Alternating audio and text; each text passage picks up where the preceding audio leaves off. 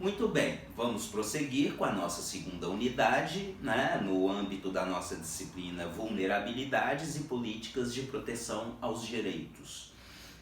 Eu dizia a vocês, né, conversa ainda incipiente, mas começo a mostrar para vocês a base da nossa história colonial, a referência do Darcy Ribeiro, né, que tem esse prisma, esse filtro antropológico que muito me interessa.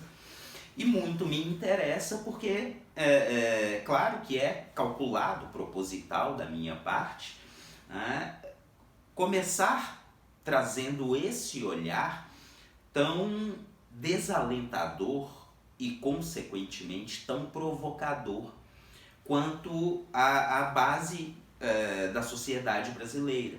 E o que está nessa base é uma violência,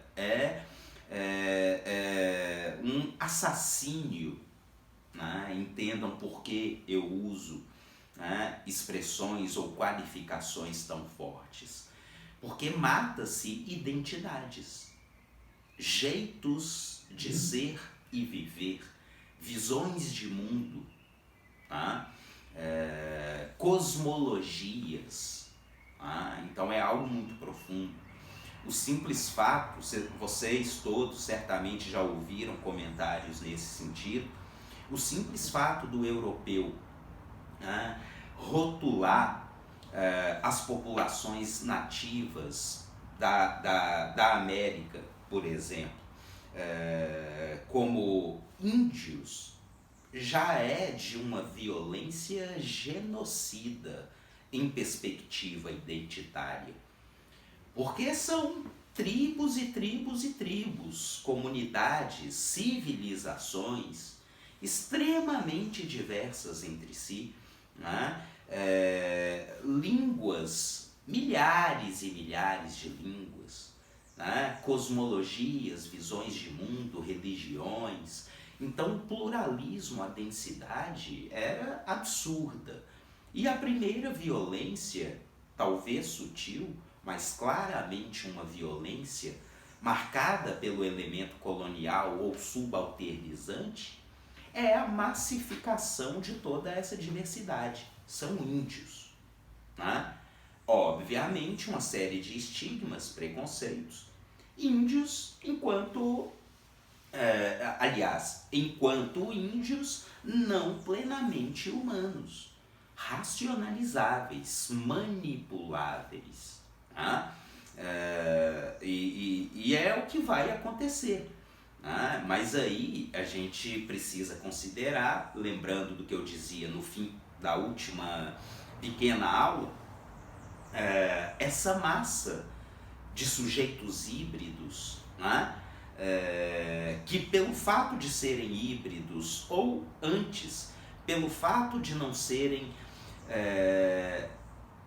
rigorosamente semelhantes, né, ao europeu, prontamente já são tidos como inferiores. Tá? Então não exatamente o elemento da hibridização, mas o elemento da diferença, né? O elemento eurocêntrico, que faz com que o não europeu, por ser não europeu, fique à margem desse processo. E aí estratégias de sobrevivência, né, que de alguma maneira caracterizam a identidade brasileira. Daí tantos antropólogos se dedicarem e passarem a vida estudando, por exemplo, o famoso jeitinho brasileiro. Né? Por essa perspectiva, percebam, o jeitinho é isso que eu estou chamando de estratégia de sobrevivência. Né? É a estratégia do escravo que tem a percepção de que se ganha a simpatia do senhor ou de alguém da família do senhor, ele pode se tornar, né, um escravo ocupado com afazeres domésticos, o que já seria muito mais suave para sua existência. Né? Ele vai frequentar a casa grande, né? Então, o sofrimento da lavoura, a rotina na senzala, né? E todos os seus anexos, seus penduricários, leia-se a chibata, o tronco, né? A fome, etc, etc. Então são estratégias, né? E muitas dessas estratégias, né? No âmbito da sexualidade, Gilberto Freire, tantos dos nossos historiadores sociais, né? Que mostram relações subterrâneas em que pessoas que estariam nesse contexto da identidade vulnerável, subalternizada, conseguirem um lugar de conforto, né, a partir de relações um tanto obscuras, sombrias e veladas. Né? Então, no campo das relações sexuais, eu estou falando diretamente do fetiche, né, dos senhores em relação às escravas, e aquelas escravas que viviam uma vida de humilhação, né, pelo menos ali, na calada da noite, né, na alcova, né, nos lençóis, quem domina a relação é ela. É uma estratégia de sobrevivência. E daí pequenos favores. Né? E daí, né, que os filhos daquela relação, né, considerando, né, toda a pauta moral estabelecida nesse contexto, relações condenáveis, promíscuas, marcadas pelo pecado e etc, e etc, a gente tem, né, o híbrido, e que, dependendo, né, do sucesso da estratégia daquela mulher, aquele híbrido vai ter um futuro suave, né? Porque o pai, senhor branco, né, vai de alguma maneira ajudar. E aí a gente está falando do estabelecimento de uma, né, isso não é nada pejorativo, por favor, mas o estabelecimento de uma elite crioula. Né? O que se quer dizer com a expressão elite crioula? Com um contingente de brasileiros sempre misturados, né? Mas de brasileiros que acabam introjetando a visão de mundo, a identidade europeia.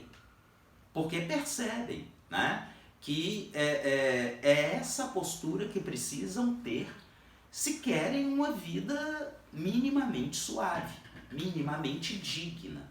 Né? Então jogam o jogo colonial. São esses brasileiros que ocupam, né, uma posição sempre precária, mas uma posição de conforto, de privilégios, pelo menos em relação à massa, que agora se comprometem em jogar o jogo colonial, obviamente, pró, né, metrópole e não pró-colônia. Né? Então, é a lógica dos engenhos, né, que faz do Brasil, né, enquanto formalmente colônia, desde o Brasil enquanto formalmente colônia, um campo onde a dinâmica da colonialidade, da subalternização, da inferiorização, da neutralização das diferenças se naturalize. Tá? Então, nesse contexto, o Brasil é ao mesmo tempo terra de ninguém e terra que tem donos que todos sabem muito bem quem são. Mais um paradoxo, né, na nossa trajetória colonial. Né? O samba do Chico Buarque é sempre muito revelador, é claro que todos se lembram, né? Não existe pecado do lado de baixo do Equador. Né? Então, a linha do Equador delimita exatamente a América Latina. Né? é bem ali, né, no Caribe, na América Central, enfim, e dali para baixo, né, vale tudo. Não existe pecado do lado de baixo do Equador. Vejam o quão essa visão de mundo já estava completamente estabelecida naquele momento. O Brasil, enquanto criatório de gente, pode tudo, mas ao mesmo tempo, peraí, pode tudo segundo as diretrizes de fulano, cicrano e beltrano, que estão aqui em nome do rei, em nome do império,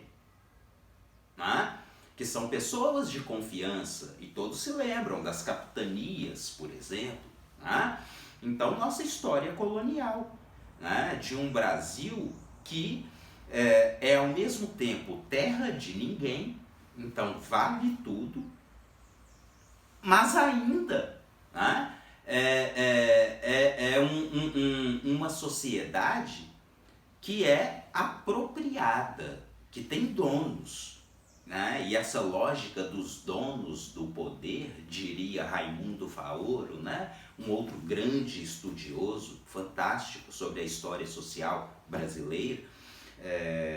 Então o livro Os Donos do Poder, do Raimundo Faoro, pode ser um suporte interessante para quem se interessar mais em relação a isso.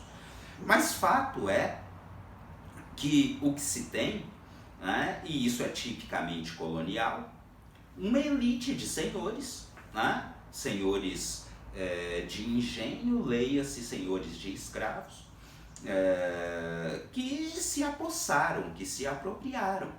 É o famoso coronelismo.